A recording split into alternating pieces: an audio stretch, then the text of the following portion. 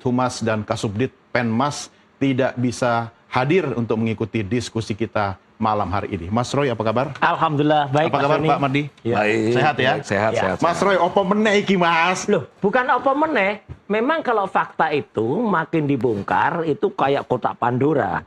Jadi makin ketahuan belangnya, makin ketahuan lama-lama kebusukannya semua keluar. Tahu-tahu nanti di dalamnya ada Medusa. Medusa tuh cewek berkepala ular gitu. Jadi makin muncul. Anda nggak percaya sama institusi kepolisian kita? Kita harus percaya sebenarnya. Tapi kalau kemudian hasil apa yang sudah dilakukannya oleh lapor itu ternyata di luar akal sehat, di luar nalar kita, ya kita kaget.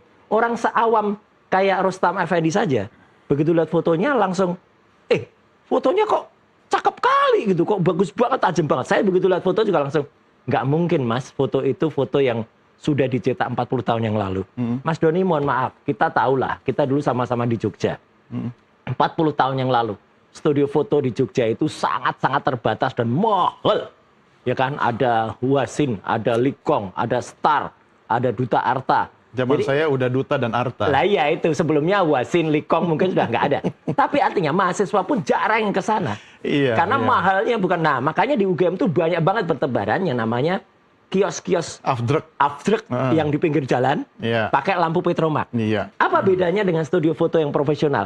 Kalau di sana keluar cetakannya, tapi itu nggak lebih dari 10-15 tahun biasanya sudah memudar. Itu kan mata telanjang Anda yang melihat, dan Anda protes tidak bisa dipegang, diterawang kayak uang gitu kan. Jadi kan sama kayak gini gitu loh. Ya, tapi ketika mata telanjang Anda melihat dan Anda bisa dengan yakin bicara, emang Mas Roy itu sudah memiliki kemampuan forensik secara mata telanjang begitu? Ya alhamdulillah Mas, kalau dikatakan lebih dari 30 tahun saya udah mendunia itu nih Mas.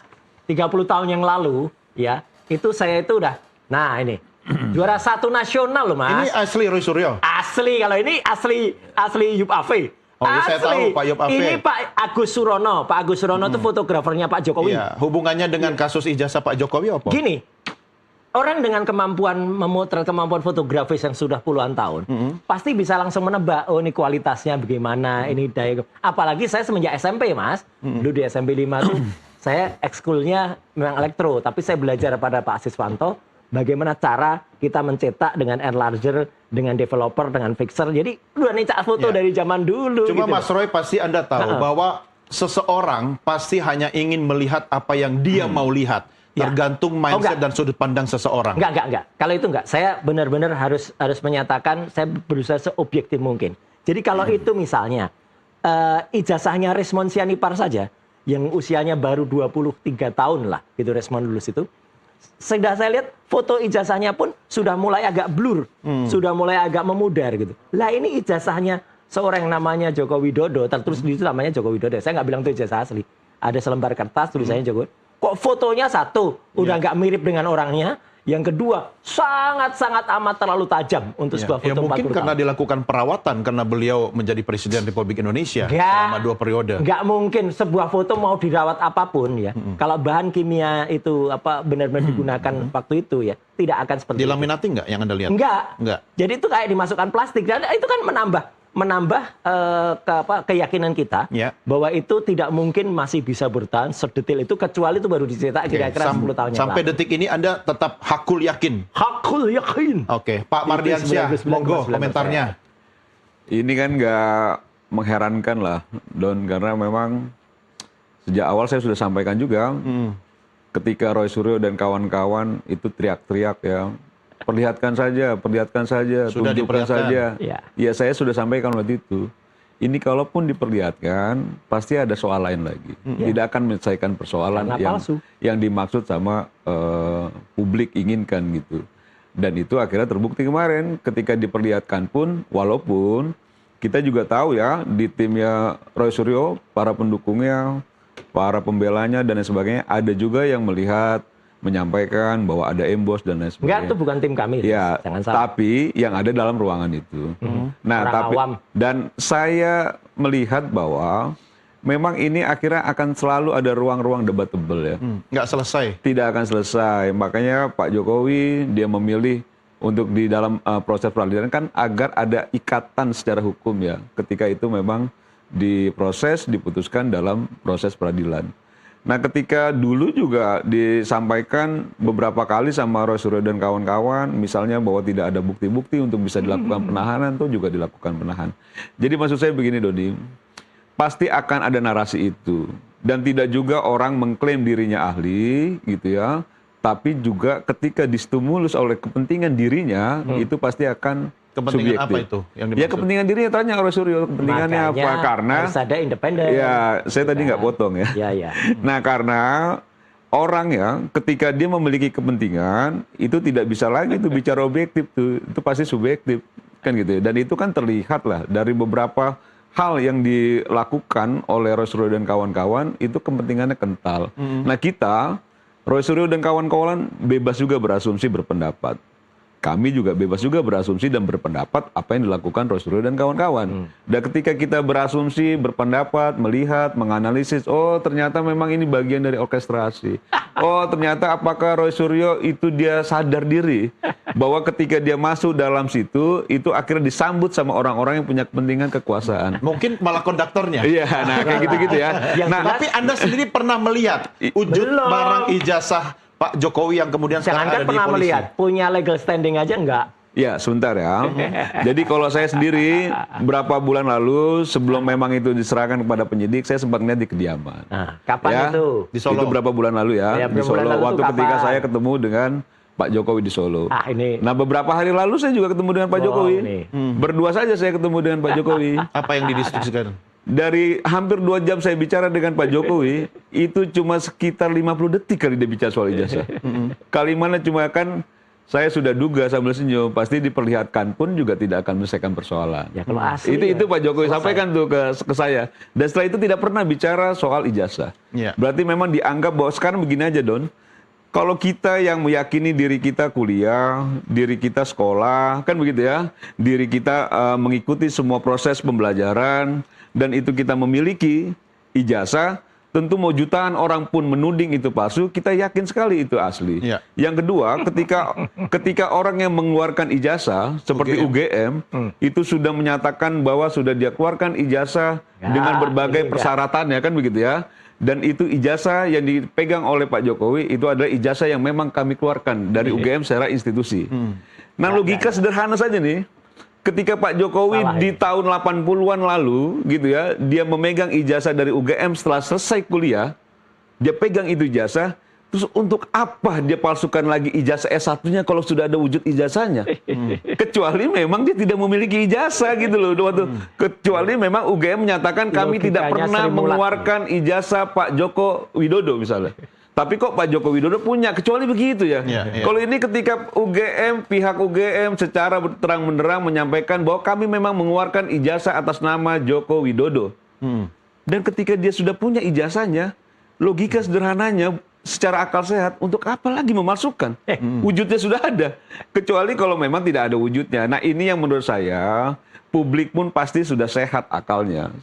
Pasti secara rasional kita tahu bahwa yang dilakukan Roy Suryo dan kawan-kawan adalah membangun opini publik. Enggak, ini fakta. Dan itu ya terserah saya kan ketika saya Maksudnya berasumsi kan gitu ya. siapa di belakangnya Roy Suryo Nah, dan itu. Ya, Nanti saya jawab semua ini. kalau misalnya bicara soal siapa di belakangnya, banyak potensi orang-orang yang ikut dalam genderang ini. ngaco lagi kalau ini. Kan begitu Maksudnya ya? orang yang sakit hati dengan Jokowi. Mungkin orang yang kalah dalam kontestasi, mungkin orang yang menginginkan kekuasaan, mungkin kan begitu ya. Karena Karena apa? logistiknya harus banyak Itu. tuh. Ya jelas. Insinuasi itu. Dan semua orang yang sudah masuk pada pertarungan perebutan kekuasaan politik negara itu pasti punya logistik yang kuat. Kan?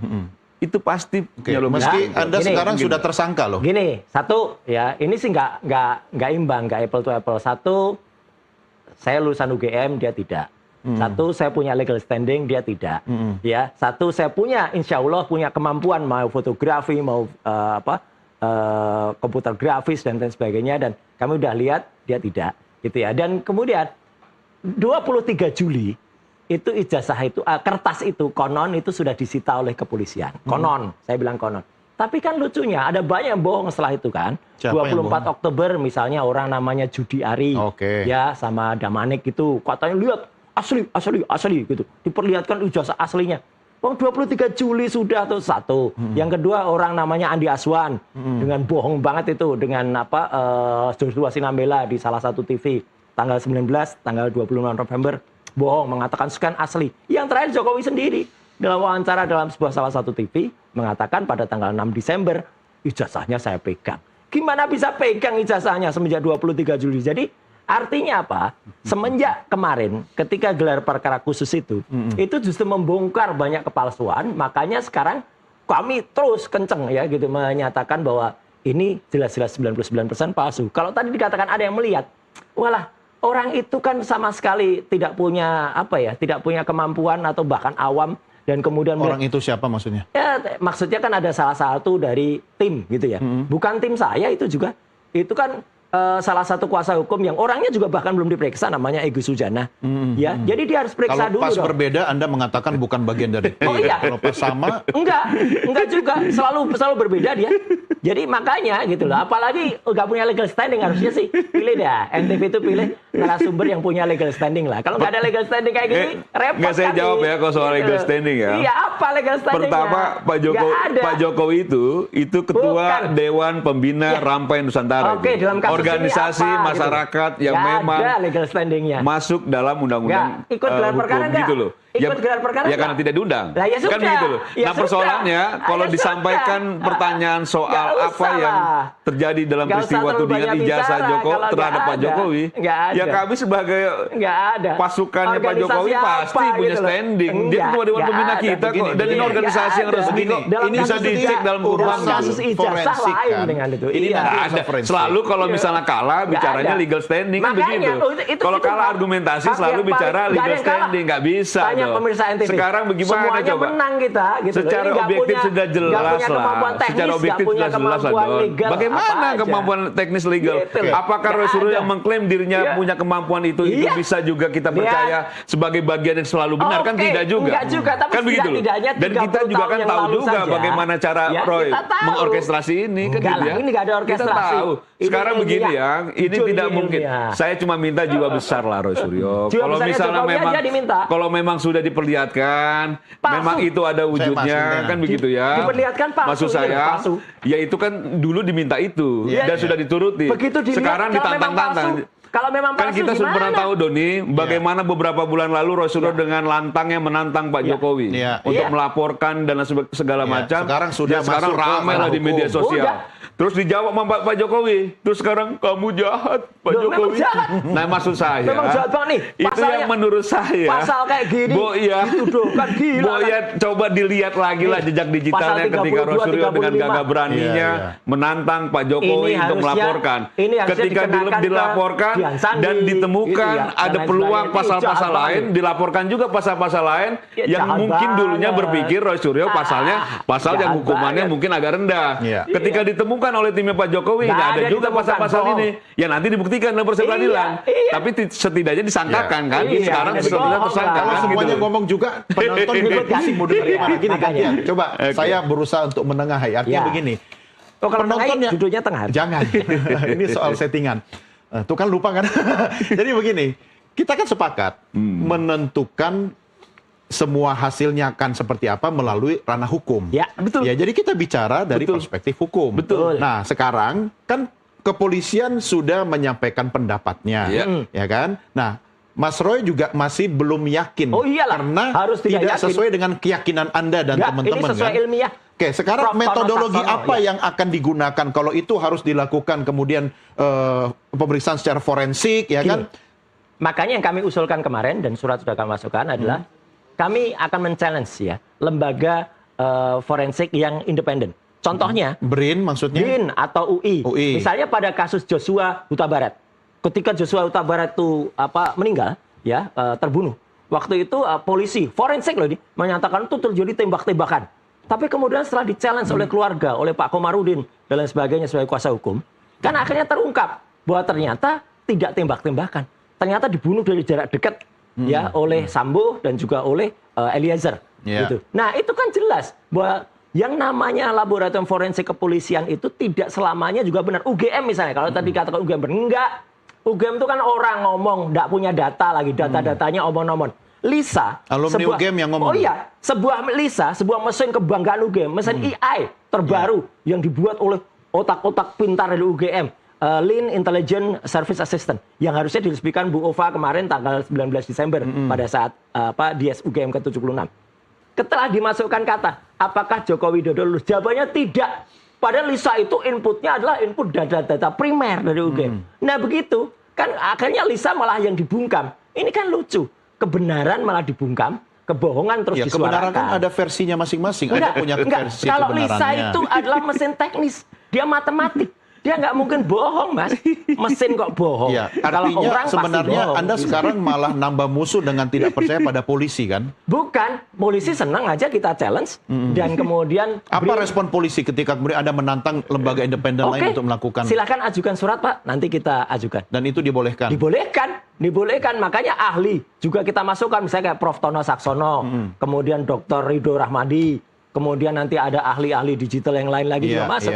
Jadi ahli nggak hanya si Joshua, si Sinambela yang ternyata di depan TV cuman kakuk aja nggak bisa apa-apa dia. Iyalah, konyol lah gitu kayak gitu. Dan ditantang untuk hadir di salah satu acara TV ya akhir tahun nanti ya spesial. Nggak datang alasannya apalah. Tapi kan itu bukan indikator soal kasus ini benar atau salah dengan maraknya makanya program di televisi atau netizen. Harus berani tampil. Pak Mardiansyah gimana? Ya kan begini ya, ketika Roy Suryo dan